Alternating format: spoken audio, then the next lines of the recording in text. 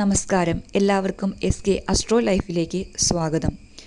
ഇപ്പോൾ പറയാൻ പോകുന്നത് ഇടവം രാശിക്കാരുടെ 2026 ഓഗസ്റ്റ് മാസത്തിലെ ഗ്രഹനിലകളും അതിൻ്റെ പൊതുവായ ഫലങ്ങളുമാണ്. ഇടവം രാശിയിൽ ഉൾപ്പെടുന്ന നക്ഷത്രങ്ങളാണ് കാർത്തിക അവസാനത്തെ മുക്കാൽ, രോഹിണി, മകീരം ആദ്യ പകുതി. 11ാം ഭാവത്തിലെ ശനി ഈ മാസത്തിലെ ഏറ്റവും വലിയ അനുകൂല ഘടകങ്ങളിൽ ഒന്നാണ്. ദീർഘകാലമായി പരിശ്രമിച്ച കാര്യങ്ങൾക്ക് ഫലം ലഭിക്കാൻ പോകുന്നു. വരുമാനം വർദ്ധിക്കാനും പുതിയ അവസരങ്ങൾ ലഭിക്കാനുമുള്ള സാധ്യതകൾ കാണുന്നുണ്ട്. പുതിയ സൗഹൃദങ്ങളും സ്വാധീനമുള്ള വ്യക്തികളുടെ പിന്തുണയും ചിലർക്ക് ലഭിച്ചേക്കാം. ക്ഷമയോടെ ചെയ്യുന്ന പ്രവർത്തനങ്ങൾക്ക് ശനി നല്ല ഫലം നൽകുന്ന സമയമായിട്ടാണ് കാണുന്നത്.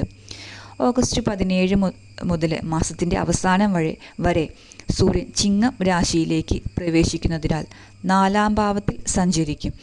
അതായത് ഇത് വീട്, വാഹനം, മാനസിക സമാധാനം തുടങ്ങിയ വിഷയങ്ങളെയാണ് സ്വാധീനിക്കുന്നത്. അപ്പോൾ നമുക്ക് മനഃശാന്തി ഉണ്ടാകുന്നു. ആരോഗ്യം പൊതുവെ തൃപ്തികരമാണ്.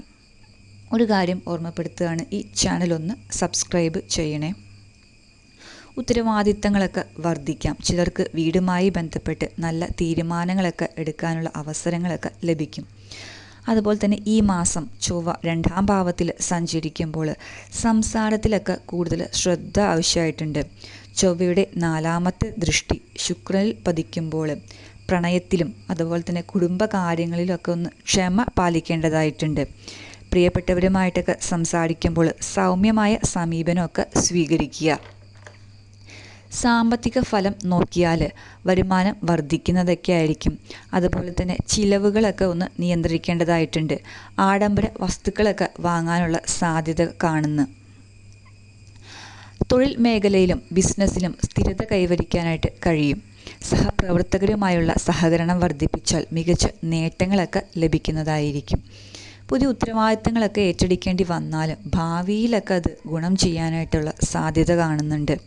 വിദ്യാർത്ഥികൾക്ക് മുതിർന്നവരുടെ നിർദ്ദേശപ്രകാരം പഠന സംബന്ധമായ കാര്യങ്ങളിലൊക്കെ തീരുമാനം എടുക്കേണ്ടതായ സാഹചര്യങ്ങളൊക്കെ ഉണ്ടാകാം. ഇത് അവർക്ക് ഭാവിയിലേക്ക് വളരെയധികം ഗുണം ചെയ്യുന്നതാണ്. ഇത് പൊതുവായ ഫലങ്ങളാണ്.